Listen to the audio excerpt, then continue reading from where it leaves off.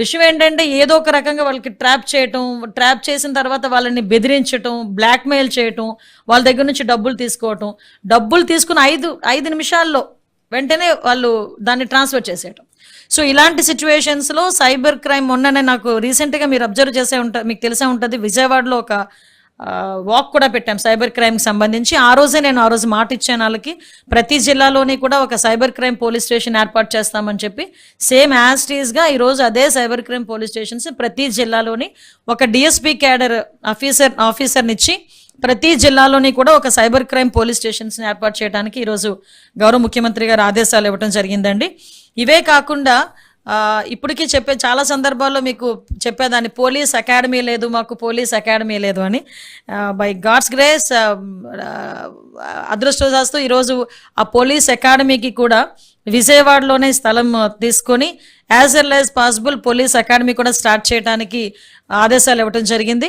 అదేవిధంగా గ్రేహౌండ్స్కి సంబంధించి ఇంతకుముందు వైజాగ్లోని జగన్నాథపురంలోని మనకి 290 కోట్లు ఆ రోజు సెంట్రల్ గవర్నమెంట్ మనకి శాంక్షన్ చేసి 9 కోట్లు రిలీజ్ కూడా చేసింది లాస్ట్ గవర్నమెంట్లో. అయితే ఆ 9 కోట్లకి సంబంధించి యూటిలైజేషన్ సర్టిఫికెట్స్ కూడా వీళ్ళు సబ్మిట్ చేయకపోవడం వల్ల డబ్బులు అలా ఆగిపోయినాయి. ఆ గ్రేహౌండ్స్ సంబంధించింది కూడా ఈ రోజు వరకు మనం చేయలేకపోయాం. మళ్ళా తిరిగి ఆ గ్రేహౌండ్స్ అకాడమీని కూడా మనం ఈరోజు మళ్ళీ స్టార్ట్ చేయడం జరుగుతుందండి. అది యాజ్ ఎర్లీ యాజ్ పాసిబుల్ గౌరవ ముఖ్యమంత్రి గారి చేతుల మీదుగా దాన్ని కూడా శంకుస్థాపన చేసుకుంటాం. At the same times 4 battalions ఈరోజు రెడీగా ఉన్నాయి. శ్రీకాకుళం, ఒంగోల్, చిత్తూరు అండ్ రాజమండ్రి 4 బెటాలియన్స్ కూడా ఈరోజు రెడీగా ఉన్నాయండి. వాటికి కూడా అంటే మీరు అబ్జర్వ్ చేయండి, 2014 to 19 దగ్గర మేము పులి స్టాప్ పెట్టింది, ఈరోజు మేము అక్కడి నుంచే స్టార్ట్ చేస్తున్నాం. అంటే 24 దగ్గరకు వచ్చేసరికి మళ్ళీ అది అక్కడి నుంచే స్టార్ట్ చేస్తున్నాం, మళ్ళీ ప్రతిదీ కూడా అక్కడి నుంచే స్టార్ట్ చేస్తున్నాం. అది ఒకసారి మీకు చెప్పాలి.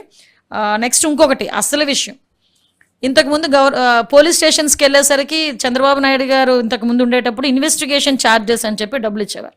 ప్రతి పోలీస్ స్టేషన్కి ఒక 8,000 10,000 ఇన్వెస్టిగేషన్ ఆ పేపర్ ఖర్చులకు దేనికో ఇచ్చేవారు. లాస్ట్ 5 సంవత్సరాల్లో రూపాయి లేదు ఇన్వెస్టిగేషన్ ఛార్జెస్. మొన్న రీసెంట్గా మేము అందరితో కలిపి మాట్లాడేటప్పుడు ఇన్వెస్టిగేషన్ ఛార్జెస్ గురించి కూడా మాకు డిపార్ట్మెంట్ వాళ్ళు చెప్పారు. అదే విషయాన్ని ఈరోజు సార్ దగ్గర అడిగెత్తితే డెఫినెట్గా వాళ్ళకి ఇన్వెస్టిగేషన్ ఛార్జెస్ ఇవ్వాలి, ఎంత పడుతుంది ఎంత ఇవ్వాలనేది మనం క్రియేటివ్గా తీసుకుందాం, ఇస్తున్నామని మాత్రం చెప్పండి అని చెప్పి చాలా క్లియర్గా చెప్పడం జరిగింది. డిపార్ట్మెంట్లో ఉన్న ప్రతి పోలీస్ స్టేషన్కి కూడా ఇన్వెస్టిగేషన్ ఛార్జెస్ కూడా మేము ఇవ్వబోతున్నాం. Next forensic lab. నాకు అర్థం కాదు ఏంటంటే అంటే నేను సర్కాస్టిక్గా చెప్పడం కాదు కానీ దిశ యాక్ట్ పెట్టారు, దిశ చట్టం అని చెప్పి తీసుకొచ్చాం. 21 రోజుల్లో శిక్ష పడిపోతుంది అని చెప్పి ఆ రోజు ఊకదంపుడు ప్రసంగాలు ఇచ్చారు. అసలు 21 రోజుల్లో శిక్ష పడాలి అనుకుంటే మనం ఛార్జ్ షీట్ ఫైల్ చేసిన దగ్గర నుంచి, ఎంక్వైరీ చేసిన దగ్గర నుంచి, ఇన్వెస్టిగేషన్ చేసిన దగ్గర నుంచి, ఫోరెన్సిక్ రిపోర్ట్ తీసుకొచ్చిన దగ్గర నుంచి ఇవన్నిటి కూడా ఒక లింక్డ్ డాట్ కనెక్ట్ చేసి ఇదంతా ఒక లింక్ ప్రొసీజర్. ఈ లింక్ ప్రొసీజర్లో ఫోరెన్సిక్ అనేది చాలా మేజర్ పార్ట్ ఫోరెన్సిక్ తీసుకుంటుంది. సో ఫోరెన్సిక్ ల్యాబ్ అన్నది ఆ రోజు ఇంచుమించుగా 45 నుంచి 49 కోట్ల రూపాయలు ఆ రోజు శాంక్షన్ చేసిన తర్వాత, వర్క్ స్టార్ట్ చేసిన తర్వాత కేవలం అమరావతిలో స్టార్ట్ చేశారని ఏకైక కారణంతో ఫోరెన్సిక్ ల్యాబ్ను కూడా ఆ రోజు కన్స్ట్రక్ట్ చేయడం ఆపేశారు.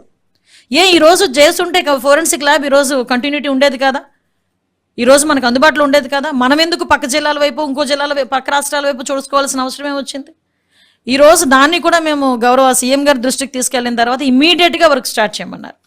ఆ ఫోరెన్సిక్ ల్యాబ్ని వీలైతే ఫోరెన్సిక్ యూనివర్సిటీ కింద కూడా టర్నప్ చేసి ఇక్కడ ఇన్వెస్టిగేషన్స్ దగ్గర నుంచి ప్రతి ఒక్కటి కూడా అబ్జర్వేషన్స్ అన్నీ కూడా ఇక్కడే జరగాలి, రీసెర్చ్లు కూడా ఇక్కడే జరగాలి, ఆ రకంగా తయారు చేయండి అని చెప్పి ఈరోజు చాలా క్లియర్ ఇన్స్ట్రక్షన్స్ ఇవ్వడం జరిగింది. ఇవన్నీ కూడా మంచి పరిణామాలు.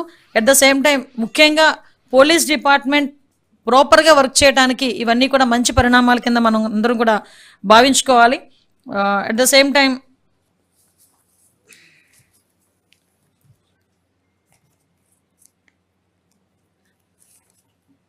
మ్యాక్సిమం ఈ గంజాయి నిర్మూలనకి కానీ ఉమెన్ సేఫ్టీ విషయంలోని కూడా ఎక్కడైనా బెస్ట్ ప్రాక్టీసెస్ ఇంకా ఎక్కడైనా ఉన్నాయా, వాటిని ఐడెంటిఫికేషన్ చేసుకోవడం, వాటిని మనం అడాప్ట్ చేసుకోవడం, వీటన్నిటి మీద కూడా ఒక స్పెషల్ ట్రైనింగ్ ఉండాలి పోలీస్ డిపార్ట్మెంట్ వాళ్ళకి.